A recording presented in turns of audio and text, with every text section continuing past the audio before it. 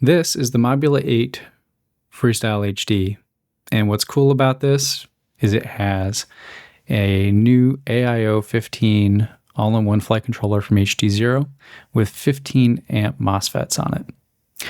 I really have enjoyed flying this. It's got a lot of power compared to other tiny whoops that I fly, and that's because it's a large 80 millimeter platform rather than a 65 or a 75 millimeter platform. If you're wondering which one you should get, the 65, the 75, or the 80 millimeter, I would personally do this. I would get the 65 millimeter for flying indoors. It's a ton of fun.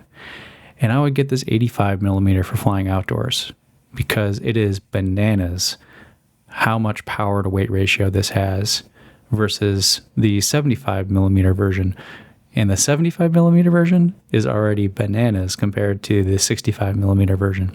So personally, that's what I'm going to do. I'm going to fly this 85 millimeter, this 80 millimeter outdoors, and I'm going to fly my 65 millimeter when it's calm outdoors, and the 65 millimeter, of course, as my indoor go-to whoop.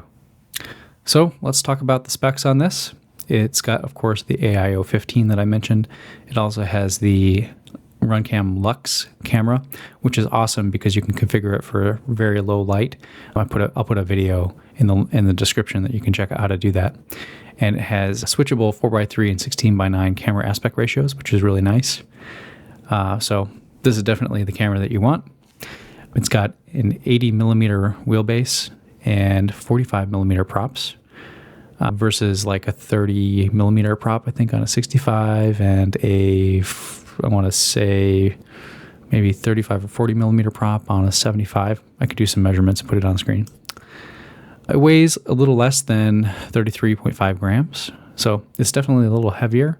If we can compare that to the Freestyle HD 65 at like 19 gram, but also this is like got way bigger motors and way more power. It has the RS 1102 13500 kV high-speed motors on it.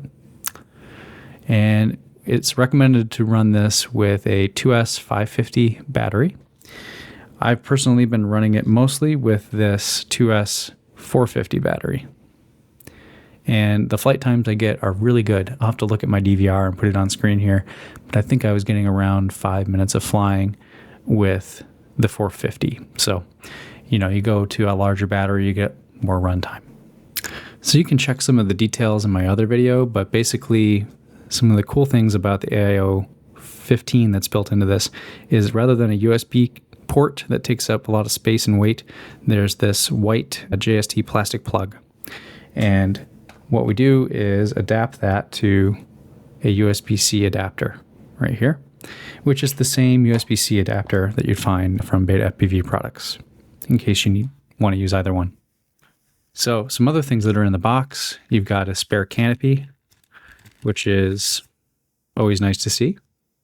You've got spare props, which is also great to see. And these props do perform pretty well, but I did actually break one of them already, which was too bad, but nice props. I believe they're HQ ultralights. And some extra screws in the bag and some tools. So, as always, Happy Model is always generous with what they include in the box, and you'll have everything you need except for a battery and a charger. As for the charger, any charger that can charge LiPos with a balanced lead will work. I do recommend taking a look at the ViFly that supports 2S batteries if you're going to fly this a lot, because that makes it super easy to charge these 2S batteries. I think I failed to mention it before, but the batteries, these 2S batteries, use an XT30 connector for higher current carrying, and it has this balance lead on it. And then depending on the charger you get, you can actually just charge directly off the balance lead without having to plug this in. But most chargers, you'll have to plug in both. I can't reiterate enough, like how fun this is to fly. It's kind of goofy how big it is compared to like a 65 millimeter whoop.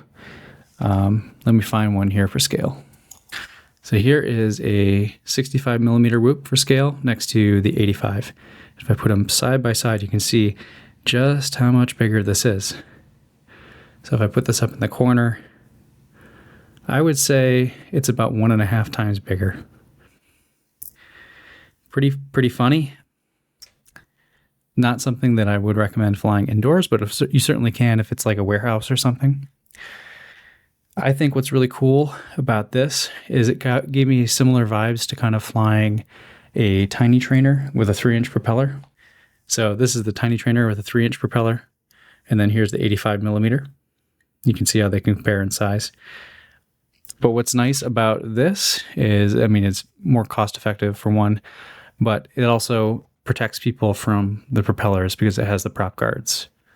So if you want to fly indoors and fly something kind of fast or just kind of fly around people, this is really cool. It's got a ton of power, as I keep on saying, and it's fun and it's safe.